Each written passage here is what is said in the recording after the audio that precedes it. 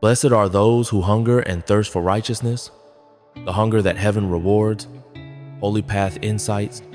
Blessed are those who hunger and thirst for righteousness, for they shall be satisfied. What do you crave the most? Success, approval, security? What if your deepest hunger wasn't for more money or meaning, but for righteousness? Jesus says there's a hunger that doesn't drain you but fills you with something eternal. In a world full of spiritual junk, food, temporary pleasures, shallow victories, empty promises, Jesus invites you to a table with one true meal: righteousness. Those who crave it, he says, will be satisfied. If you've ever felt spiritually starved, if you're longing for a life that's real, lasting, and right, this beatitude is your invitation. Because hunger, when aimed at heaven, leads to the only satisfaction that never fades. We all hunger. We all thirst. It's part of being human. From the moment we wake up, our lives are shaped by desire for love, for safety, for recognition, for purpose. We search, we scroll, we chase, we ache. But Jesus, with piercing simplicity, speaks to the core of our longing. Blessed are those who hunger and thirst for righteousness, for they shall be satisfied.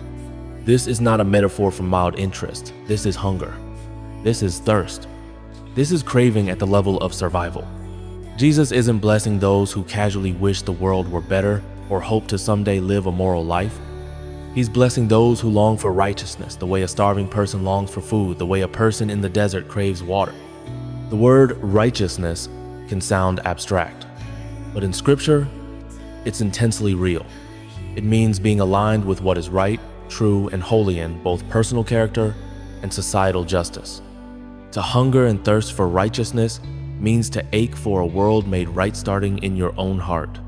It's not about perfection, it's about pursuit. It's the posture of a soul that says, I can't live on comfort alone. I need God. I need His truth. I need His justice. I need to be made right inside and out. Jesus promises that those who live with that hunger will be filled.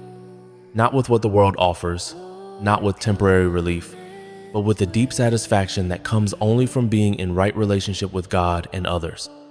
Think of the story of the prodigal son. He chased everything: pleasure, freedom, wealth, only to find himself hungry and alone, longing to eat what pigs were eating. But when he turned back to the Father, he found something far better than survival. He found celebration, restoration, satisfaction. That's the kind of fulfillment Jesus is pointing to.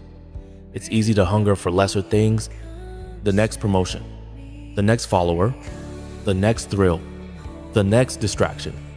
But none of those truly satisfy. They leave us emptier than before. That's why Jesus is not offering a list of things to add to your life. He's offering a completely different appetite. To hunger and thirst for righteousness is to rewire your soul's cravings. It's to want what God wants deeply, urgently, relentlessly. This beatitude also speaks to those who grieve over injustice, who see broken systems, suffering people, corrupt powers, and ache for redemption. That too is hunger for righteousness. And Jesus says that longing will be satisfied. Not always immediately, not always here, but ultimately because the kingdom is coming and justice will reign. In the next section, we'll break down what righteousness really means personally, relationally, and spiritually, and why this hunger is the very thing that transforms not just individuals, but the world. But for now, ask yourself, what am I really hungry for? What do I crave when I'm anxious? What do I reach for when I feel empty? Because what you hunger for will shape who you become. And Jesus is inviting you to crave what will never run dry. Blessed are those who hunger and thirst not for comfort or control, but for righteousness, for they shall be satisfied. Blessed are those who hunger and thirst for righteousness, for they shall be satisfied. Matthew 5:6. This is one of the most passionate, visceral beatitudes. Jesus gives not a gentle suggestion, but a cry from the depths of the soul. Jesus isn't speaking to those who merely appreciate righteousness or admire it from a distance. He's blessing those who ache for it, who crave it the way the body craves food and water. In biblical terms, hunger and thirst aren't casual feelings. They are matters of survival. When Jesus uses these metaphors, he's describing something urgent desire so intense it shapes your entire life. But what exactly is righteousness? To understand this beatitude, we must go deeper into what Jesus meant and what he didn't mean. Righteousness is not self-righteousness. Let's begin by clarifying what righteousness is not. Jesus is not blessing those who hunger for moral superiority, public approval, or outward religiosity. In fact, later in the same gospel, Jesus rebukes the Pharisees' religious leaders who were obsessed with external righteousness but blind to the condition of their hearts. True righteousness is not about appearances. It's not about keeping religious rules to feel better than others. It's not about earning God's love. It's about responding to it with a heart that longs to be in right relationship with Him. That's the first layer of righteousness, relational alignment with God. Righteousness begins with the heart. In Scripture, righteousness means being right, not just in behavior, but in heart, intention, and relationship. It reflects the very character of God, His holiness, His truth, His mercy. When Jesus says, "Blessed are those who hunger and thirst for righteousness," He's blessing those who long to live rightly before God, desire to be transformed in their inner being, want to reflect God's justice, purity, and peace in the world, are grieved by sin in themselves and around them, are not satisfied with surface religion, but long for spiritual depth. This is not the hunger of the prideful. It is the longing of the humble. It is the prayer of David in Psalm 51, "Create in me a clean heart, O God, and renew a right spirit within me." It's the desire to be made new, not to look good, but to be good in the eyes of the one who sees everything. Righteousness is both personal and social. Righteousness, biblically speaking, has two inseparable expressions. 1. Personal righteousness, the desire to walk in holiness, integrity, and obedience to God. 2. Social righteousness, the desire to see justice done for the poor, the oppressed, the voiceless, and the broken. You cannot hunger for one without the other. If you only care about personal morality but ignore injustice, you miss the fullness of Jesus' heart. If you only care about social activism but neglect your own soul, you are fighting for a world you are not internally aligned with. Jesus invites us to both. He invites us to cry out, "Lord, change me," and also to cry out, "Lord, change this world." This is the kind of hunger that brings blessing, the hunger that leads to satisfaction. This beatitude contains a paradox. How can hunger lead to satisfaction? The answer lies in the nature of spiritual hunger. When we hunger for things of this world's success, comfort, popularity, we are often left empty. The more we eat, the hungrier we get. It's a cycle of dissatisfaction. But when we hunger for righteousness, we are filled not with temporary things, but with the very presence of God.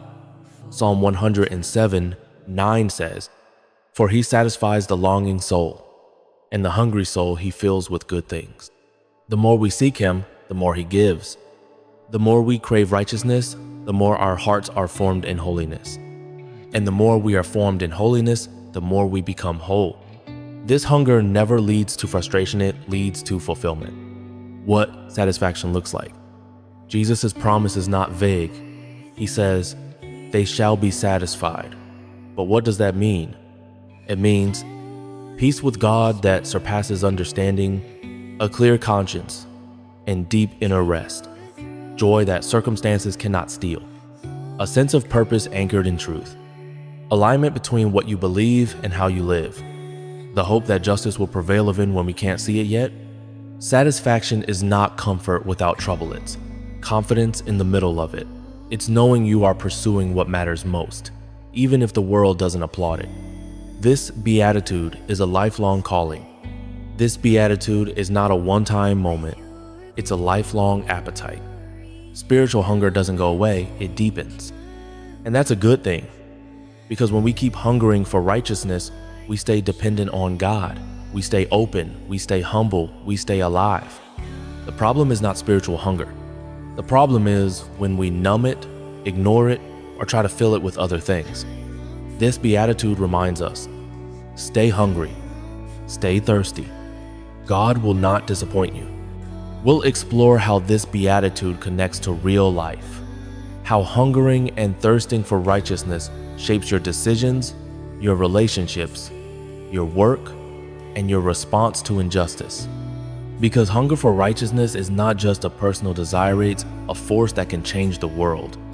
It's easy to hear the word righteousness and think of something abstract, something reserved for saints, preachers, or theology textbooks.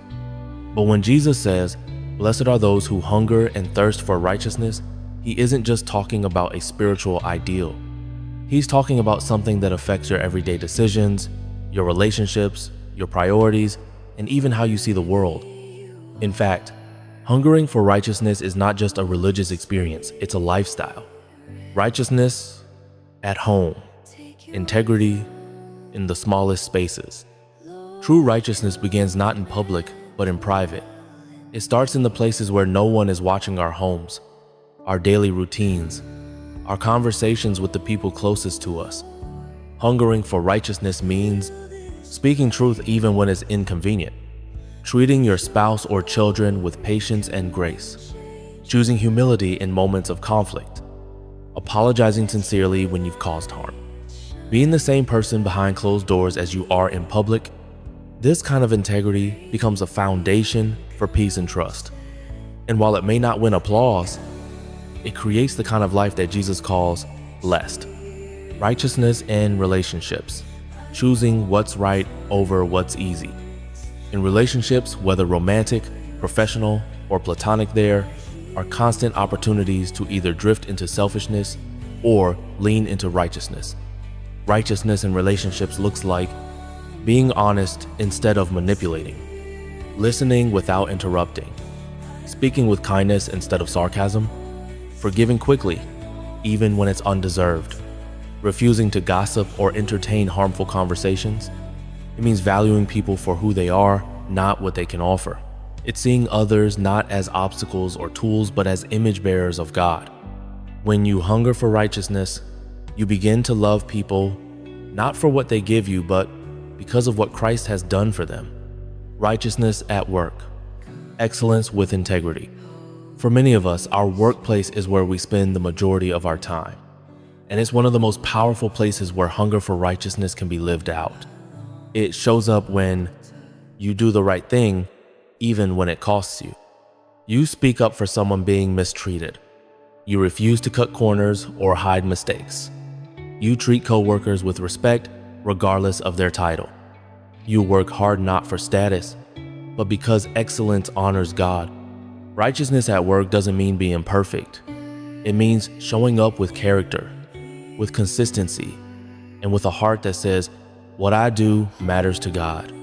And when others see that in you, they begin to hunger for the same. Righteousness in a broken world, hungering for justice. Jesus' words are also deeply social. Righteousness isn't just personal morality. It's also the longing for justice in a world that is often painfully unjust. To hunger for righteousness means mourning with those who mourn, defending the voiceless and vulnerable, refusing to accept systems that perpetuate injustice, praying for peace and acting with courage, living in a way that brings dignity to others. This kind of righteousness doesn't come from outrage alone. It comes from a deep desire to see God's will done on earth as it is in heaven. When we see oppression, inequality, or cruelty, and feel an ache to do something that's the hunger Jesus is blessing, it may not be easy. It may cost you comfort or convenience, but Jesus promises you will be satisfied. Righteousness in the soul, inner alignment with God. While righteousness changes how we act outwardly, it always begins inwardly. To hunger and thirst for righteousness is to constantly ask, am I aligned with God's heart? Do I long to know Him more? Is my motivation pure, or am I chasing approval? Am I becoming more like Christ in my words, thoughts, and actions? This hunger leads us to prayer, confession, study, worship, and ultimately, transformation. It reminds us that righteousness is not about trying harder. It's about wanting God more. It's not performance, it's pursuit. And that pursuit affects everything else. When you hunger for the right things, everything else aligns. Here's the miracle of this beatitude. When you hunger and thirst for righteousness, you begin to see other hungers fall away. You no longer chase approval from people because you're grounded in the approval of God. You no longer strive for perfection because you're content with progress and grace. You no longer serve selfish ambition because your eyes are fixed on eternal purpose. This kind of clarity brings satisfaction the world can't give. And ironically, it also makes you more alive, more joyful, more resilient, more whole. Hunger that leads to action. This beatitude is not about passive desire, it's about active living. To hunger and thirst for righteousness is to pursue it daily. Choose it when no one is watching. Fight for it in the face of injustice. Pray for it when you feel spiritually dry. Model it so others might taste and see that the Lord is good. It's a holy restlessness that never gives up and yet, somehow, always brings peace. So how hungry are you? If you find yourself tired of temporary fixes, spiritual complacency, or shallow living, maybe God is awakening a new hunger in you. Don't silence it. Don't suppress it. Let it grow. Because Jesus doesn't shame you for being hungry. He blesses you. And he promises that the meal he offers, the righteousness of God, will not disappoint. Righteousness is more than virtue. It's vision. It's the burning desire to live in right relationship with God and to help the world reflect his justice, mercy, and truth. It's not born of pride or perfectionism, but from a holy hunger that refuses to settle for less than what is good and true. Throughout history, many saints have lived out this hunger with passion, courage, and compassion. Their lives were not driven by comfort or success, but by the longing to see God's will done on earth in their own hearts and in the lives of others. Let's look at 4 remarkable saints who hungered and thirsted for righteousness and were, indeed, satisfied. 1. Saint Oscar Romero, hungering for justice in the face of injustice.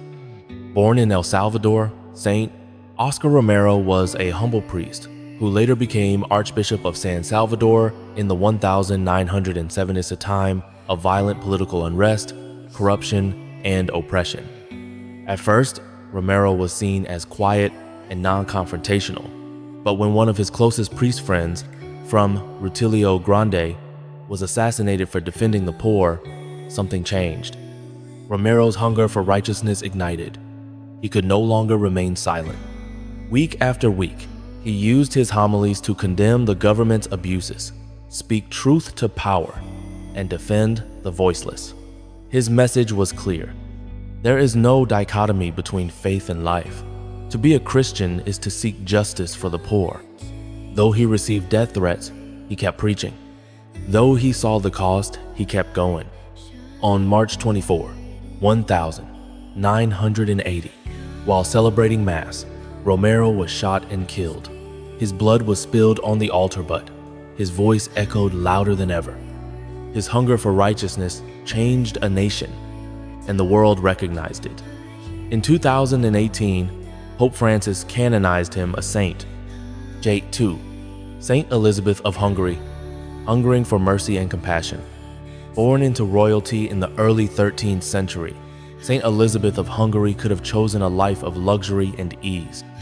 Instead, from a young age, she hungered for God's justice and mercy, especially for the poor.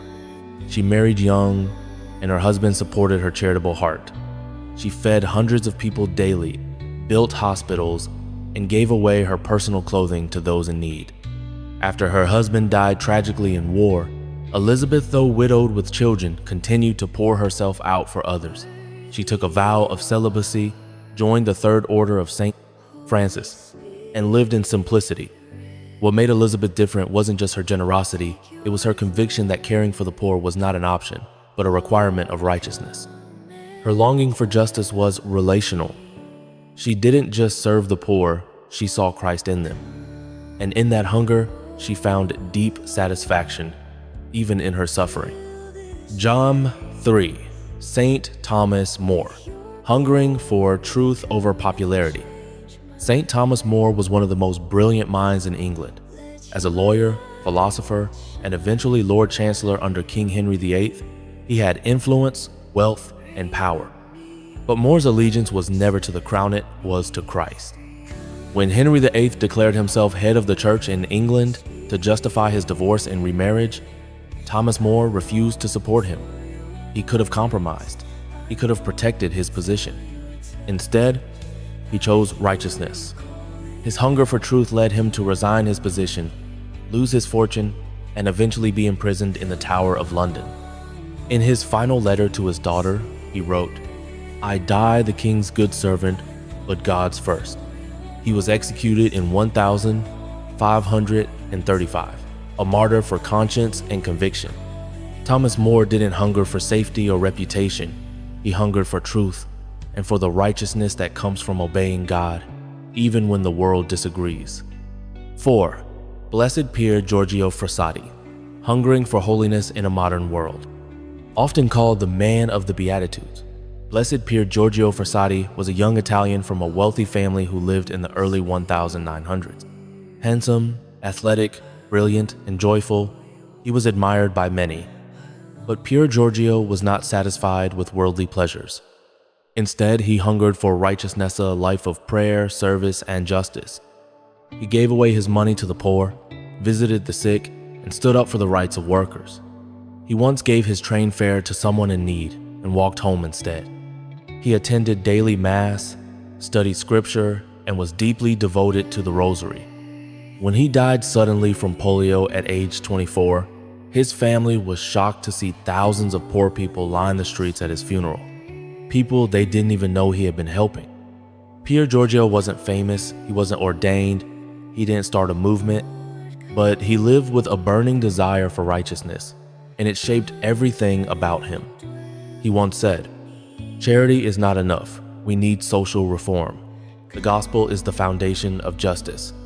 What these saints teach us, though their lives were vastly different, these saints shared one thing in common, a deep hunger.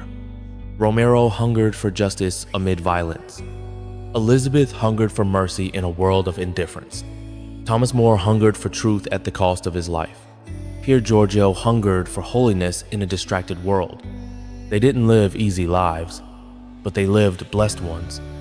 Their hunger led them not to despair, but to action. Not to bitterness, but to beauty. Not to emptiness, but to fulfillment. They lived the words of Jesus and they were satisfied. The invitation for us. You don't need to be a priest, a princess, or a martyr to hunger for righteousness. You just need a heart that says, I want to live in truth. I want to see justice done. I want to love what is good. I want to reflect Christian, quiet ways and bold ones. The world is starving for meaning, for integrity, for light. Your hunger matters, your longing matters. Let the lives of these saints remind you, holy desire is powerful, and Jesus himself promises you will be satisfied. Every human heart is hungry. Every soul thirsts for something deeper than what this world can offer. We chase success, comfort, applause, and temporary relief. But no matter how much we achieve, we're often left unsatisfied because we were never made to be filled by the things of earth. We were made to be filled by God. That's why Jesus says, "Blessed are those who hunger and thirst for righteousness," not for wealth, not for comfort, not for approval, but for righteousness, to be aligned with what is good, true, and holy, to live in right relationship with God, to see justice, truth, and mercy flow through our lives and into the world. This beatitude invites us into a different kind of hunger, one that doesn't lead to emptiness but to fulfillment, one that doesn't drain you but makes you come alive. And the best part, Jesus promises, they shall be satisfied. That's not wishful thinking, it's a guarantee.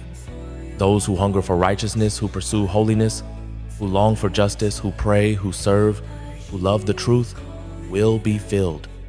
Maybe not always in the way we expect. Maybe not in this lifetime. But deep in the soul, where it matters most, God satisfies those who seek him. So what does that mean for you today? It means this. If you feel spiritually dry, keep seeking. Your hunger is not failure, it's a sign of life. If you long to see justice, don't give up. Even when change feels slow, your hunger matters. If you feel a holy dissatisfaction with shallow living, that's grace. Let it grow. If you want to be closer to God, ask Him to stir a deeper hunger in you. He loves to answer that prayer. And if you've never truly desired righteousness before, this could be the moment your appetite begins to shift. Ask yourself, what do I hunger for? What fills my thoughts? What am I really seeking? Then bring that answer before God with honesty, not shame. He already knows, and He's ready to feed your soul. In the next video, we'll explore the 5th Beatitude. Blessed are the merciful, for they shall obtain mercy. We'll dive into how showing compassion opens us to God's mercy, and how mercy is not weakness, but the very heart of God. So don't stop here. Reflect on your spiritual hunger. Open your life to the pursuit of righteousness, ODA, and subscribe to Holy Path Insights so you don't miss what's next. Because true satisfaction doesn't come from getting everything you want. It comes from craving what God desires and being filled by His grace. What if your hunger was never the problem, just the direction of it? This beatitude reminds us that the ache in your soul isn't something to ignore, it's something to honor. Because underneath the hunger for success, security, or even love is a deeper hunger. The hunger for righteousness. To be right with God, to live with integrity, to see justice done, to walk in truth even when no one's watching. If you've ever felt the holy tension of wanting more and more peace, more purity, more alignment with God's heart, this is your beatitude. You're not broken for hungering, you're blessed. And the promise still stands. You will be satisfied.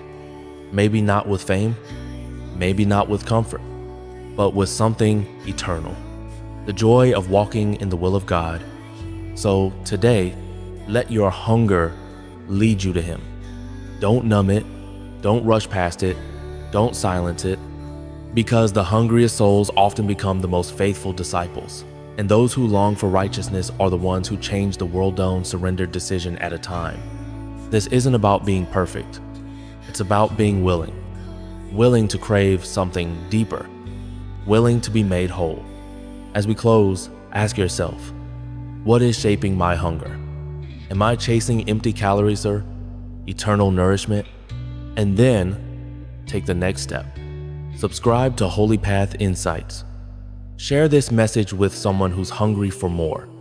And join us next time as we explore the mercy that flows from a heart aligned with righteousness. Because next, we'll dive into Beatitude 5. Blessed are the merciful, for they shall obtain mercy. Your hunger is holy. Let it lead you home.